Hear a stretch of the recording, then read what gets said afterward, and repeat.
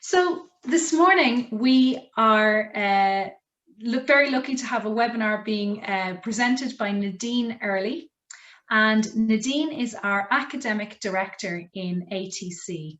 She holds a master's degree in linguistics from Trinity. And she works as an academic director at the moment, but she has been working as a teacher trainer, materials writer, and a program developer for the past 20 years. And if you've been to any of Nadine's webinars over the past 2 months, you'll know that she is full of really interesting tasks, activities, with loads of theory to back up the advice that she gives in her webinars. So everybody that comes away from them gets lots of practical tips. And Nadine has delivered pre and in-service teacher training on a variety of areas, such as CLIL, which is what she's presenting on today. She's also delivered training on language skills and systems development, task-based learning, and learning and developing learning strategies. So there's a wealth of experience, so we're delighted that you're all here today to listen to Nadine's webinar. And today, Nadine is talking about CLIL, content and language integrated learning, and specifically Nadine is talking about teaching and learning key terms, key curricular terms. So whatever subjects your students are involved in, if it's maths, science, geography, history, they have to acquire a large bank of new keywords and definitions. This is so difficult even in one language, but when they're dealing with 2 languages, we as teachers need to understand how we can help them. So Nadine's going to explore how we can help them and give us some activities that we can take back to our classes. So just a little bit of housekeeping before I pass you over to Nadine. If you have any questions this morning, you can pop them into the Q&A box. You'll see that on the bottom of your screen. You should have a Q&A box. Just be aware that we can't engage in raised hands while the webinar is taking place, but we can answer, and Nadine will answer all your questions at the end of the webinar if you put them in the Q&A box. So it's my great pleasure now to hand you over to Nadine and enjoy the webinar. Thanks, Nadine. Thank you, Joanne. What a lovely introduction. Thank you so much. I hope I can live up to it now. Hello, everybody. You are very welcome here today. Yes, so as Joanne told you, today's webinar, as you can see, is about ideas for teaching key curricular terms. That is essentially the vocabulary of your subject. If you're a CLIL teacher, or the subjects of your school's curriculum if you are a language support teacher. So again, as Joanne was saying, across the curriculum, students have to acquire a very large repository of new words and their definitions. They all have to learn these words in their mother tongue, or their L1 as we call it, their first language. But for students studying in a CLIL context, they also need to learn these words in an L2, in a second or indeed other language. They need to be able to understand these words, to recognize them when they see them or when they hear them. And then when asked, they need to be able to retrieve them from their memories, define them clearly, and use them accurately in spoken and written output. Now, many of these words are decidedly tricky. They're infrequent words that look and sound very unfamiliar, like protoplasm. What is protoplasm? Well, protoplasm is the colorless material comprising the living part of a cell, including the cytoplasm, nucleus, and all other organelles. Okay, but what's cytoplasm? What's a nucleus? And what in heaven's name are organelles? Okay, so this word and this definition belong to the subject of biology. And the coloured words indicate the language or vocabulary required to understand the subject content and communicate about the subject content verbally and in writing. So the vocabulary of any subject can be very broadly categorized as consisting of subject-specific words. They're the words specific to our subject, the words that are required to understand the subject and communicate about it. These are low frequency, high precision words. Low frequency because they don't occur very often. Rarely do they occur outside of the subject content, so students don't come across them very often. And high precision because they tend to have a very, very narrow, distinct meaning or definition. And then general academic language. So this is the more general cross-curricular language that's not specific to any subject, but which learners may have learned in their English lessons. So in our definition here, these blue words are very obviously our subject-specific words for the subject of biology, and these brown words here are the more general academic language. So in an earlier webinar in this series, I looked at working on general academic language. So the focus of today's webinar is to look at some ideas and activities for working on this subject-specific words, or key terms, as I'm going to call them now, going through the presentation, key terms of the subject. So in my previous webinar, where I looked at developing cognitive academic language proficiency, where the focus was on general academic language, I said then that even those students studying in their L1, in their mother tongue, can struggle with identifying and so using much of the general academic language that we use to discuss core curricular concepts. Language that we might use, say, to hypothesize or appraise or classify. But subject-specific terminology can also cause real problems for learners who are studying either in L1 medium or indeed in L2 medium instruction lessons, particularly in the area of science and mathematics. So subject teachers need to be sensitive to the possible language difficulties that their students might have with key terminology too. And to do this, they need to really think about the standard terminology used in their subject and what type of particular problems it might present to their learners. So, for example, in her book, Language Learning for Mathematics, Claire Lee identifies 3 distinct types of mathematical vocabulary, each carrying potential difficulties for L1 learners. Now, L1 learners, not even L2 learners, L1, those who are studying in their mother tongue. So the first category here, words that have the same meaning in everyday language as they do in mathematical discourse. Then we have words that have a meaning which is specific just to mathematical discourse. And words that have different meanings in everyday language and mathematical discourse. So these last 2 categories are can be particularly challenging. Certain words in them can be particularly challenging. This one because these words are so infrequent and possibly quite difficult to form, that is difficult to spell or difficult to pronounce.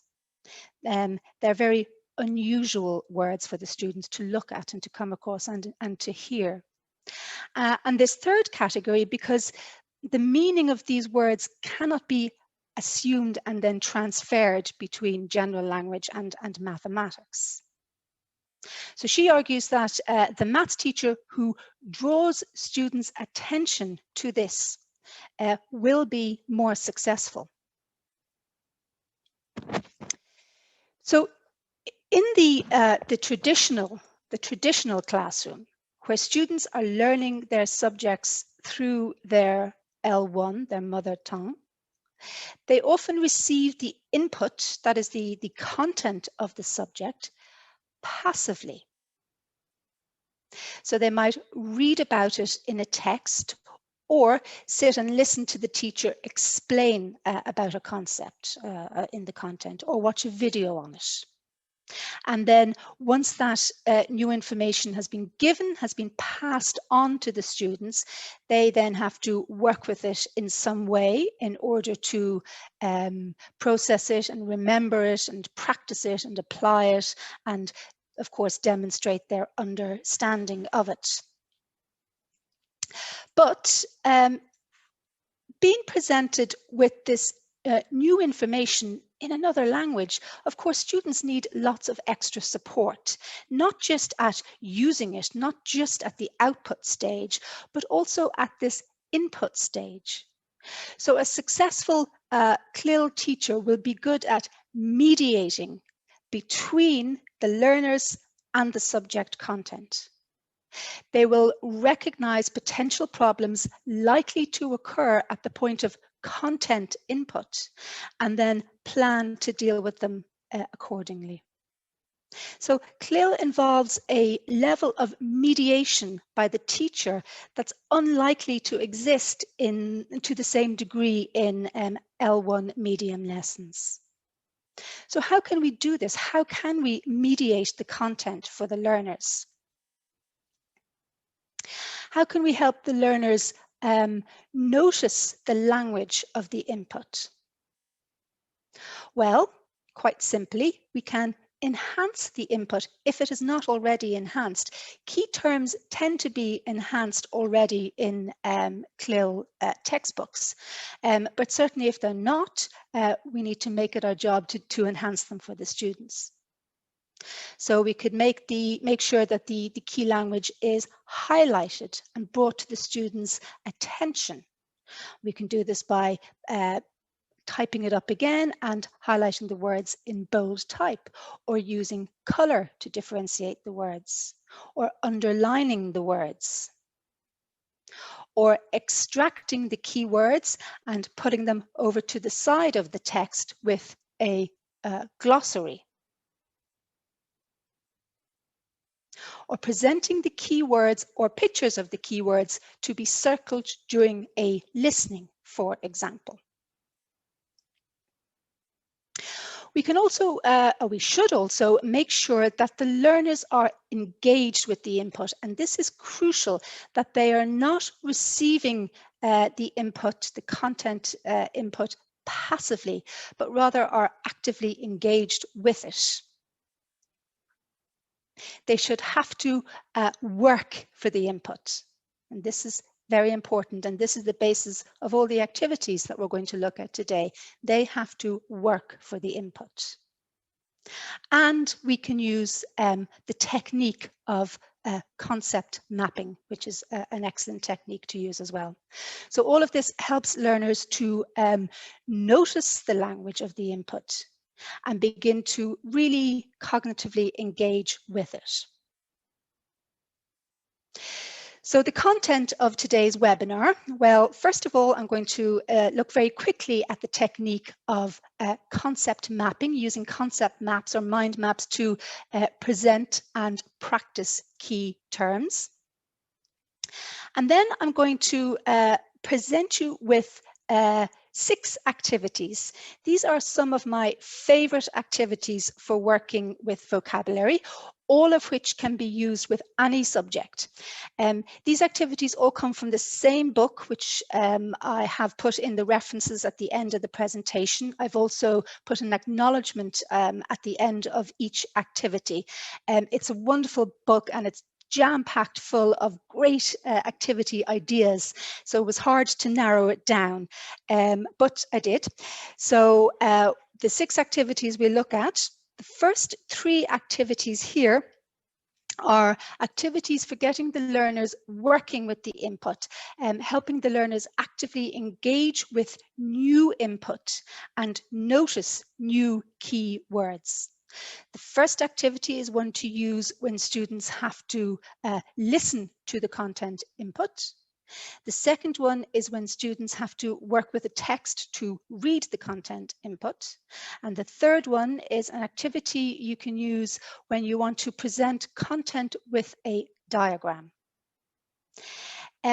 Then we're going to move on and look at another 3 activities, and these 3 activities are all activities to help learners revise and consolidate previously taught vocabulary, key terms that have been met before.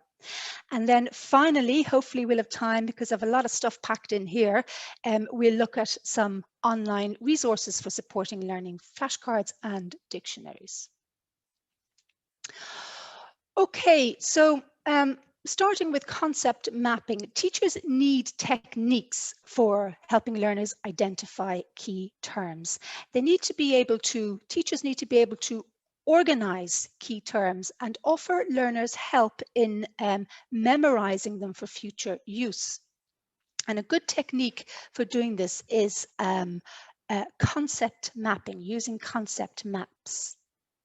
So I hope you can see this here. This is a concept map of the human organism. This is basically the human body in words and how all the parts relate to each other.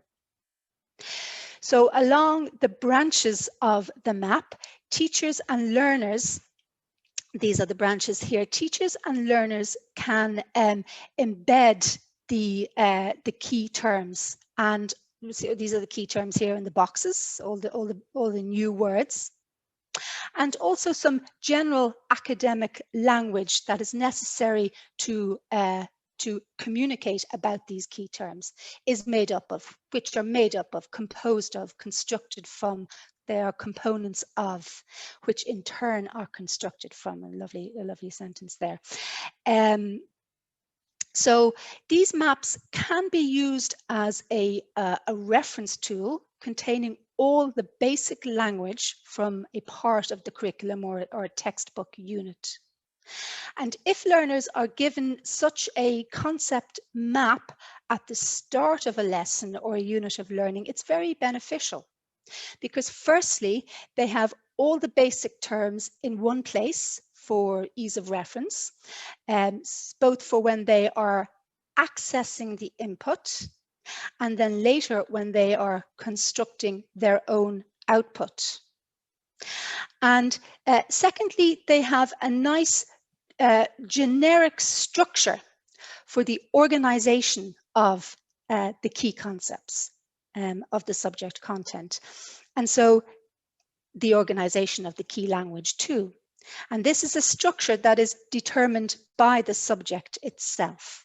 So as I said, this here is the structure of the human body. And if learners are given such a generic map as this at the start of their learning, they can edit them and personalize them as they go through the learning process, which is a very motivating and engaging activity for students to do. And so that helps them remember, or better remember, the key language and the organization of the key concepts. Now, there is free software out there for mind mapping, so this can all be done online these days. So students can personalize their maps by, adding little sound files and color and images and so on as they go through the unit of the course. So concept maps can be used in a variety of ways in the classroom. Excuse me. They can be broken up into sections. So taking a section here, the section of organs, what organs are included, okay? They can be broken up and exploited for working on vocabulary. So learners can be presented with a blank or partially blank boxes or gapped boxes. Learners can fill in the gaps as they work through a unit reconstructing the overall structure of the unit. They can fill in the gaps when listening to a teacher present orally or watching a video presentation. They can fill in the gaps when they're listening to each other in a paired speaking activity. Or later on, working in pairs to test each other on word form. So by using these, learners familiarize themselves with the shape of the content. And by building structures of key terms and other language, learners are constantly building the overall language and structure of a unit of work that will enable them to personalize content more effectively at a later stage. Okay, let's move on now and look at our activities. Okay, so the first of our activities today is for listening with keywords. And the aim of the activity is to recreate a text by working with the keywords. Recreate the text by taking these keywords and working with them. So the demonstration subject today is history, okay, the Paleolithic age, but this can be used with any subject. It's a nice activity for presenting new content words, because the idea here is that before reading a text, for example, a course book text, students have to listen to it and work with the keywords to recreate it. And they only read the text as a final stage in the lesson. The keywords have been extracted from the text for the students to see and to work with. And the fact that they have to work with these words so much before they meet them in the text means that when they do meet them, the meaning of the words has been well embedded or well established at least. So you start by selecting or preparing your text for dictation or for a recording. And then you write a list of several keywords or phrases from the text and make copies for pairs or small groups of students. You cut them up so there is one keyword or phrase on each slip of paper or card. So each group or pairs gets the keywords on cards like this that they can lay out in front of them. It is important to give the students time to read and check the meaning of each word.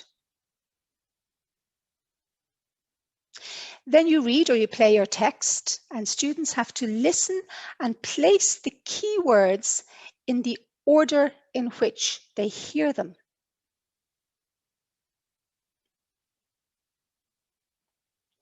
Once they've done that, you let them send one member of the group or the pair a spy to the other groups to compare what they have done. And then you read or play the text again. And then together as a class, you check the order of their words. In their groups, they use the ordered keywords to help them write the text from memory. Then you read or play the text again. Give students time to listen and edit their texts. And then finally, you hand out the text or tell them to open their books, and they can read the original text and do a final comparison that way.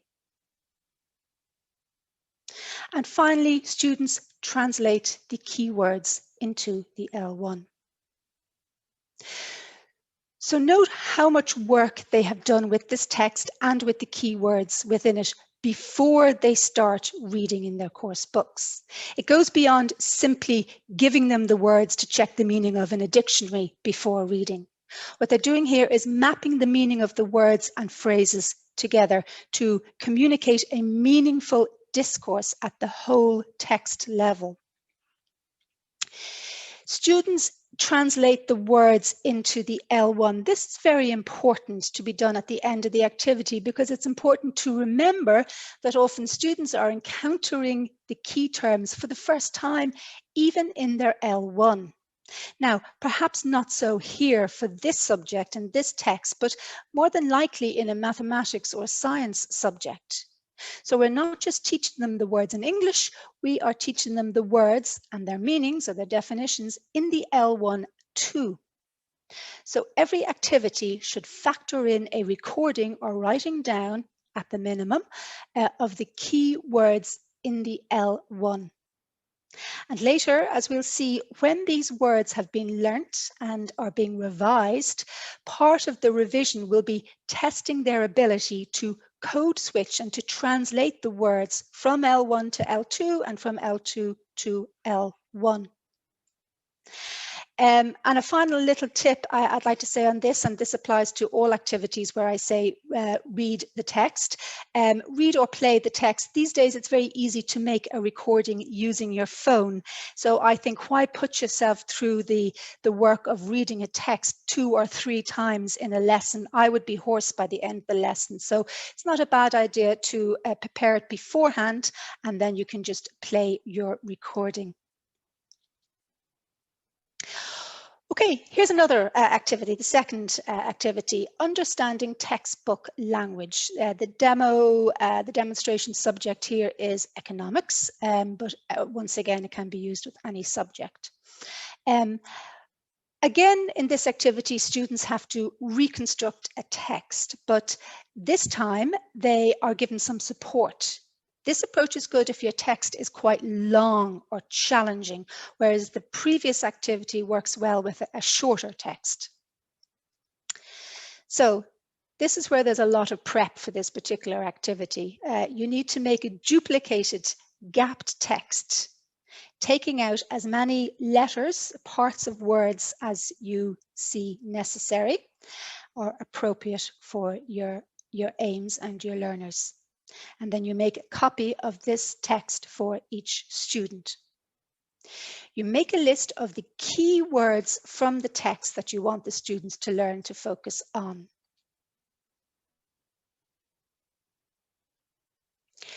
You write the title of the text on the board and introduce the topic. Tell the students that you're going to read the text to them. But first they must work in pairs to write a list of keywords and phrases that they predict might be in a text on this particular topic. They give you the words that they predict might be in the text, and you write them up on the board. And then you add and explain your own words that you've taken from the text, your new keywords from your list. You put them up on the board too.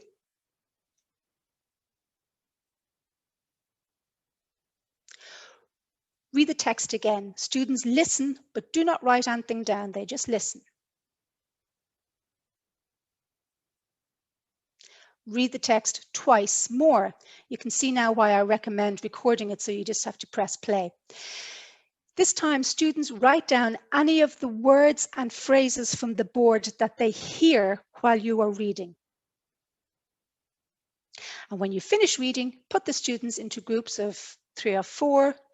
Give the groups time to compare their individual lists. Give every student a copy of the gapped text. Students work together in their groups to build up the text. Then you show them the completed text for a final check. Students write down the keywords from the text and then take it in turns to explain them to their partners. And then they translate the keywords into the L1. So this activity really encourages students to think about lots of different types of language as they reconstruct the text. Though if you want them to focus only on the key terms, then you can remove only the key terms from the text and maybe a little bit of the co-text, the words on either side of the key terms. It's a good activity for helping them see the words and focus on spelling. And then as a follow-up, of course, you can ask the students to write sentences using the expressions from the board as homework.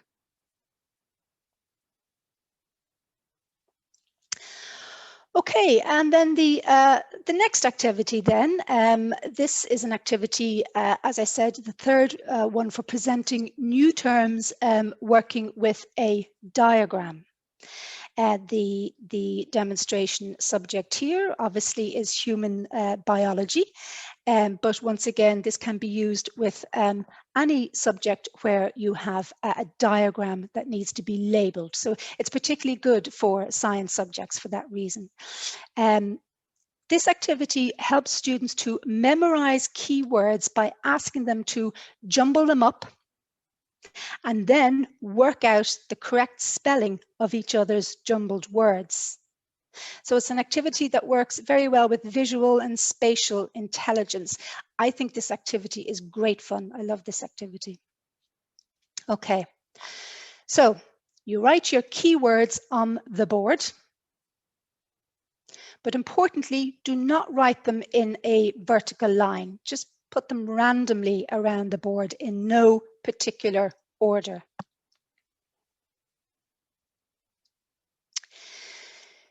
Students work in pairs and they make a list of the words from the board in any order that they like. They put them in their own order and they number them.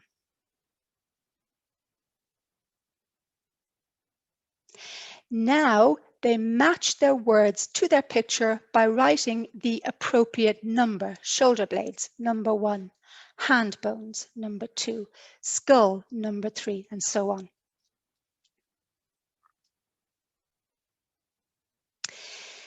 Next, they jumble the letter of each word on their list and they mix up the order. So up here we have ribs up here at the top, jumbled up, backbone. Okay, so they jumble up the letters of the words and they jumble up the order of the words on their list. It's great fun. Then each pair exchanges their picture and their list of jumbled words with another pair. And the pairs have to firstly reorder the letters and then write the matching number from the picture next to the word.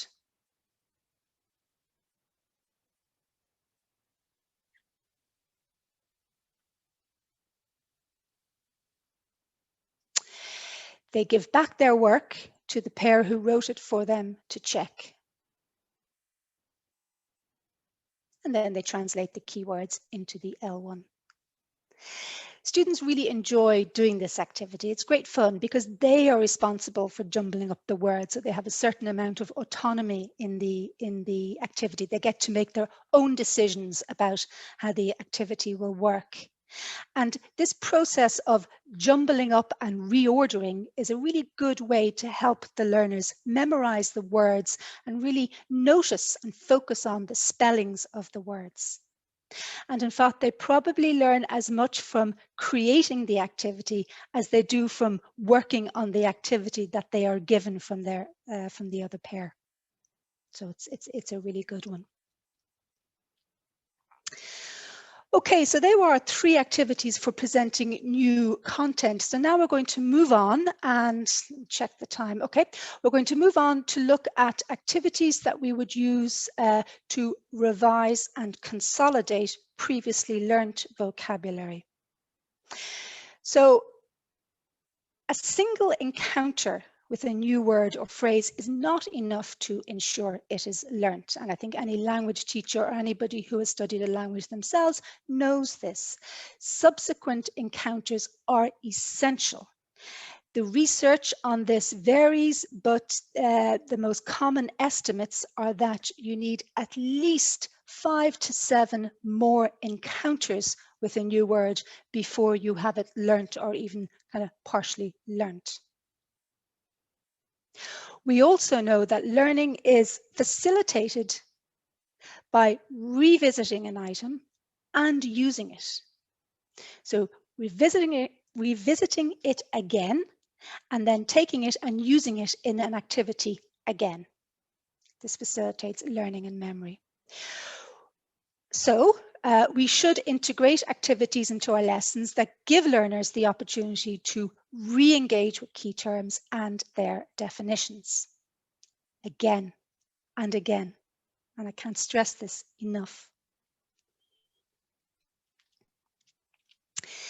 These might be activities that require them to recall a definition from a given key term, or recall a term from a given definition.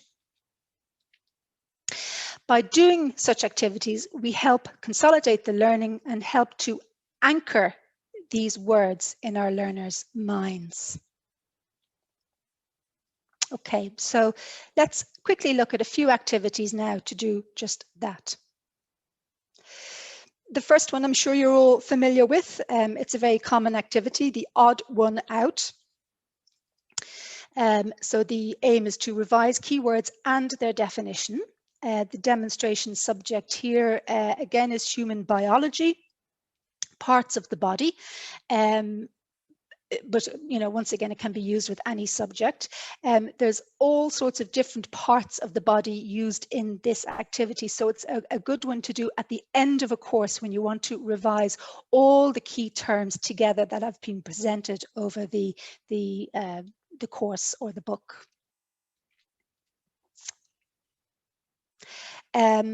This is a good activity for helping students recognize word associations, to see words presented as type and subtype, and to consolidate words in their categories.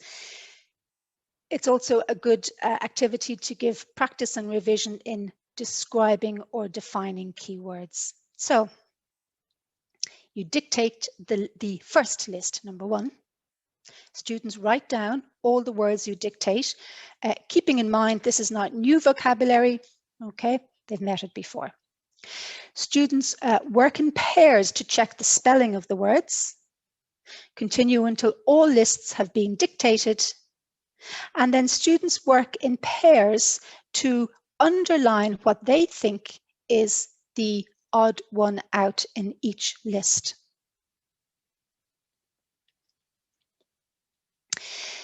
Then you ask a volunteer to write the words from the first list on the board.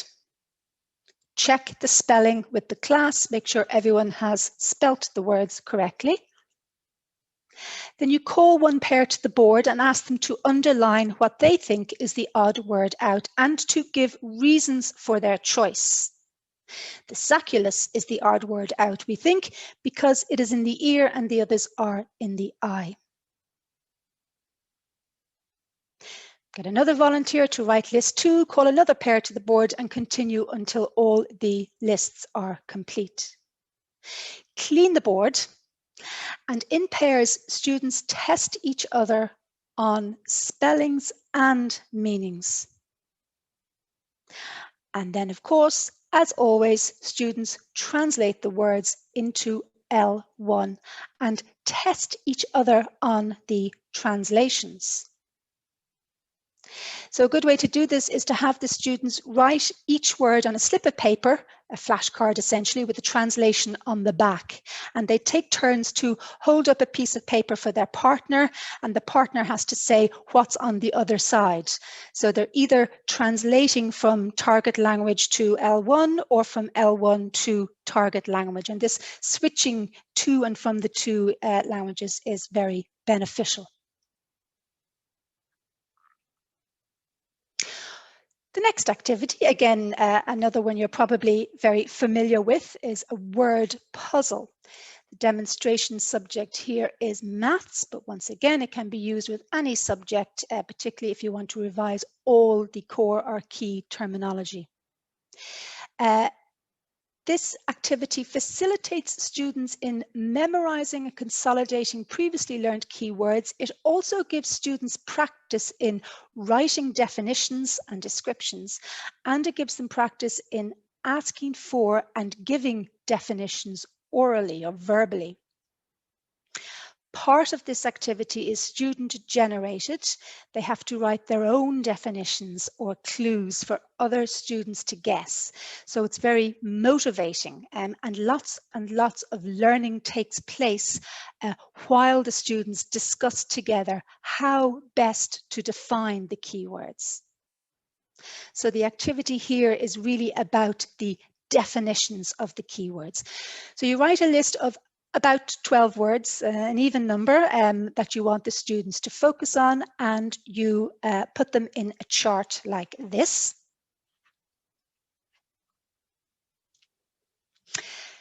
Divide it horizontally, put the students into small groups, give half the groups puzzle A and the other half puzzle B. Working together in their groups, they write a definition or a clue in the target language, preferably, for each word in their puzzle. But depending on the level of your students, these definitions could be done in the L1. Next, put students into A and B pairs, and students take turn to ask their partner for a clue for any of their blanks. So you give them that language that they need in order to do that. For example, please give me the clue for number 1, 2, 3, 4, 5. The student, the partner gives the clue or the definition verbally. They listen, they decide what the word is from the definition, and then they write their answers into their charts. Once you've gone through them and checked them, obviously, students then translate the words into the L1 and they test each other on the translations.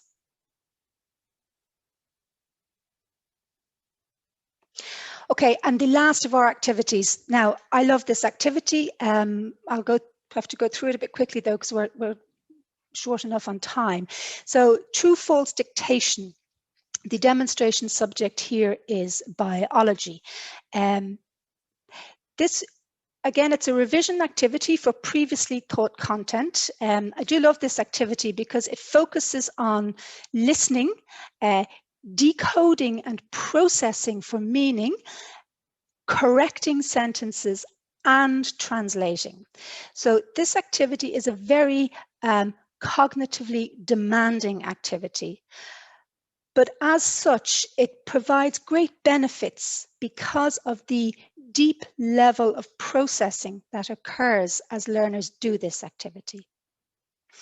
So to demonstrate this activity, I need to use the a sample L1, learners L1. So the sample L1 I've used for this activity is Italian. Okay. So you write a number of sentences that you want to focus on, okay? Some of them are true and some of them are false, okay?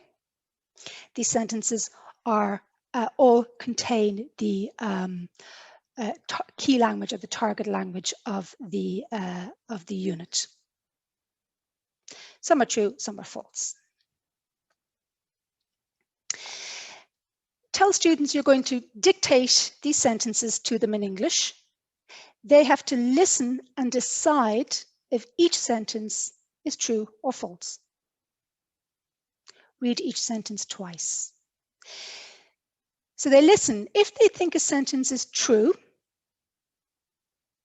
they have to translate it into their L1 and write it down. If they think that the sentence you read out is false, is incorrect, then they rewrite the sentence in English or in the target language so that it is true.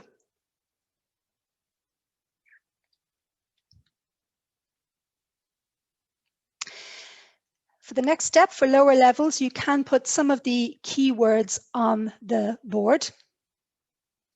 Check their sentences, and then students translate the true sentences they wrote in the L1 back into English. So they should now have 6 true sentences with keywords on this topic for their book. Now, again, this is very demanding cognitively, this activity. They have to listen and evaluate your statement. Then they have to compare it with previously stored knowledge to check if it is correct or not. And then they have to either translate it or rewrite it in the target language. So they really need to be given time to process all of this and to do it. Okay, this activity cannot be rushed. But the benefits of this cognitive demand is that it really helps consolidate learning. And this is a true CLIL activity because they have to consider content knowledge, target language, and L1 all at the same time. Now, we've got 5 minutes, so to finish up, I'm going to very quickly look at some online resources that we can use to support learning and memorizing key words. These resources can be used by teachers in the classroom or by students at home in self-directed learning. The first here is using software to develop quick and easy flashcards. Flashcards are, of course, small cards where you have a word on one side and then either a definition or a translation on the other. We use them, of course, to test ourselves and to remember words and their definitions and their translations. There are lots of different online flashcards software. The one I use is called Cram. So here's a small set that I did for Italian. You type in the target language on the front and the translation on the back of the card, like that. Okay. And then you're presented, it does up a set of flashcards for you. Okay. So here I have my L1, and then I click here to flip it over. And on the back, I have my translation, my target language translation. You can also click on this tab to help you memorize, to test your memory. So you look at the word you're given and you try and remember if you can say it in English or the target language. You do so either out loud or in your head. And then you click here to see your answer, and there's your answer. And then you tell the system, yes, I got it right, or no, I got it wrong. And it keeps a tally of your scores here for you. You can also do a test. This test here, you have to, here's your word here, okay? And then you have a list down here, and it's a multiple choice. You click here and it's a drop down and you choose the correct, is it A, B, C, D, and so on. It's a multiple choice. But you can do different types of test formats. You get the option down here at the side to do different types. So instead of doing multiple choice, you could do true, false. Here's your word here. Here's a translation that is given for you, and you need to decide if this translation is true or false, if it's right or wrong. And then again, it does a tally of your correct answers and your incorrect answers. It gives you a score, and you can retake the test. So I love Cram. I think it's a really nice way to test yourself, and it's really good for self-study. So if students can be introduced to something like this, they can do this in their own time as a way of studying for an exam maybe, or a test of vocab.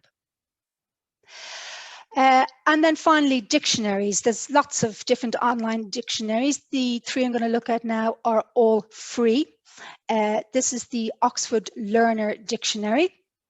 Here you get your word, a nice definition, and a nice visual to support your definition too. Importantly, and this is really good for classroom work, you can click on this and you get to hear the pronunciation. Blue for English or British pronunciation, and red for American pronunciation. Maybe someday there'll be a green one here that you can click and hear the Irish pronunciation of it too. Collins Dictionary, similar, you get a nice definition, and then you can click on it to hear the pronunciation. If you want to change from English or British over to American, you click here, okay? That's the Collins Dictionary. And you get the word origin, which is nice. And then finally, the Cambridge Learners Dictionary. Again, you get a nice simple definition. It's for learners, so the definition is nice and clear and simple, and you get a really nice visual to go with it. English pronunciation, American pronunciation. But what's really great about this Cambridge site is this thing here. If you click on this little tab here, you get to create your own word lists, which is a really handy tool for studying and keeping your vocabulary organized in one place. So here's a word list I made for the subject of geometry. There's just, I think, 4 words I put in there for demonstration. Okay, so every time you come across a new word and you look it up in your dictionary, you can click to add it to your list. And of course, you can have different lists with different subjects and different categories. There you have your definition, and you can listen to the pronunciation. But the really good thing is that you can, once again on this, you can also test yourself. You can do a quick quiz test, and you can download your word list into an Excel file. You can download it as a word list with definitions or as a little quiz. So this particular feature is really handy, I think, for teachers. So here's the test yourself, the quiz. This is what it looks like. So, for example, you are given a definition and you have to type in the key term, or you click here, you listen to the word and you type in the words that you hear. This is particularly good for lower levels or for working on terms that have very difficult, tricky pronunciation.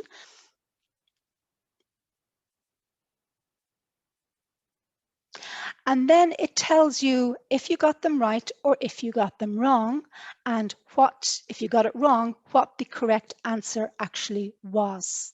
And it's nice and clear and very, very easy to use. And then this is what it looks like when you download it into an Excel file, obviously here. So you can get your definition, okay, your word with a definition. Really good for teachers. Or you can get a little quiz here as well. This is your quiz, okay? Type in here, okay?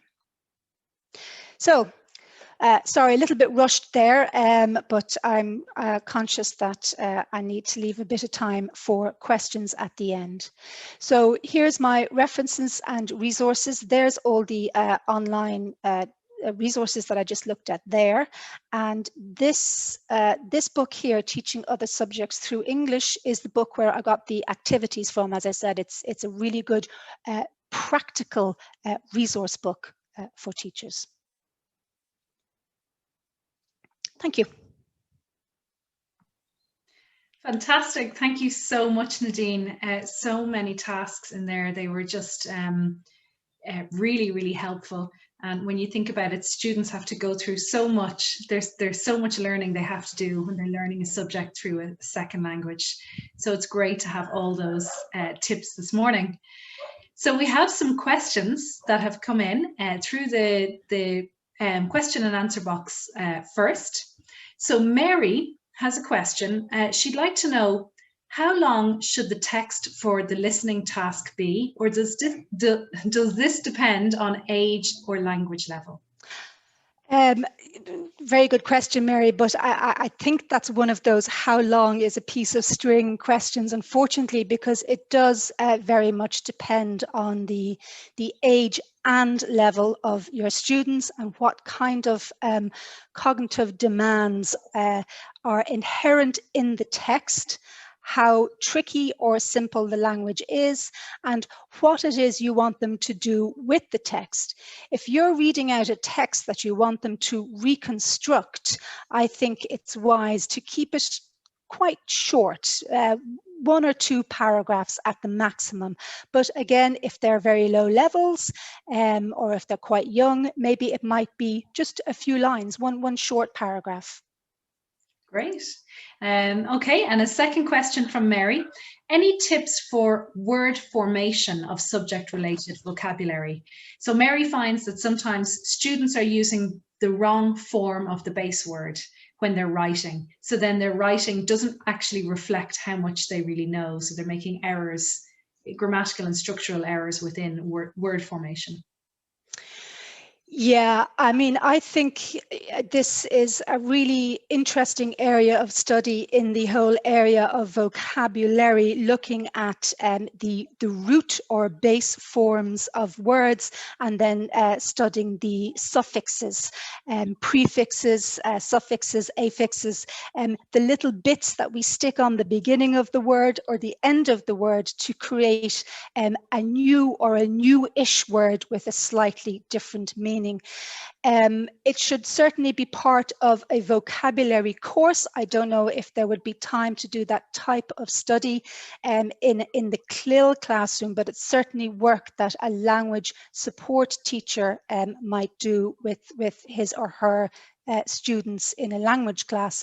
As it happens, Mary, I might be looking at this. I'm doing a session on vocab learning strategies in a couple of weeks, and I will be looking at I'll be looking a little bit at least at working with word roots, base words, and their affixes in that session. So maybe you might come along to that.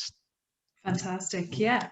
And maybe looking at the FCE use of English activities might help as well, and creating your own activities based on what they do in those exam papers might help as well. But definitely come along to Nadine's next session. And those sessions will go up soon onto our blog, so you'll be able to register for those. And we have a final question from Larissa. And Larissa asks, are there any advantages of CRAM over Quizlet? Larissa, I have never used Quizlet. I've only used CRAM, but I can tell you that Quizlet is really popular with the teachers in the ATC.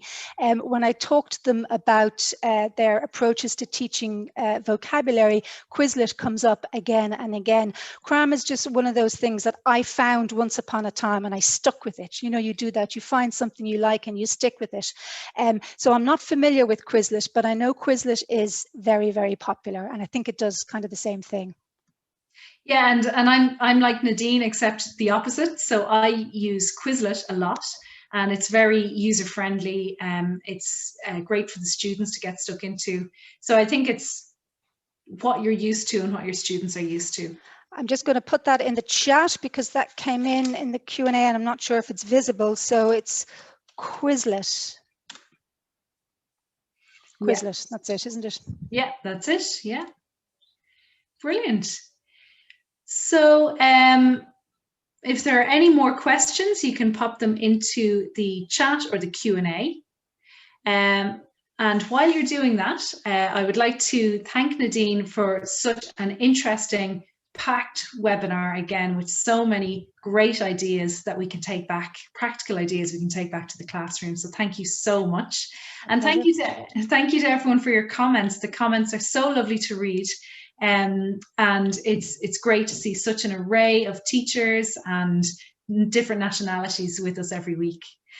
So if you'd like to connect with us, if you would like to take part in any of our teacher training, or if you'd like any of your students to take part in our courses, you can email info@atcireland.ie.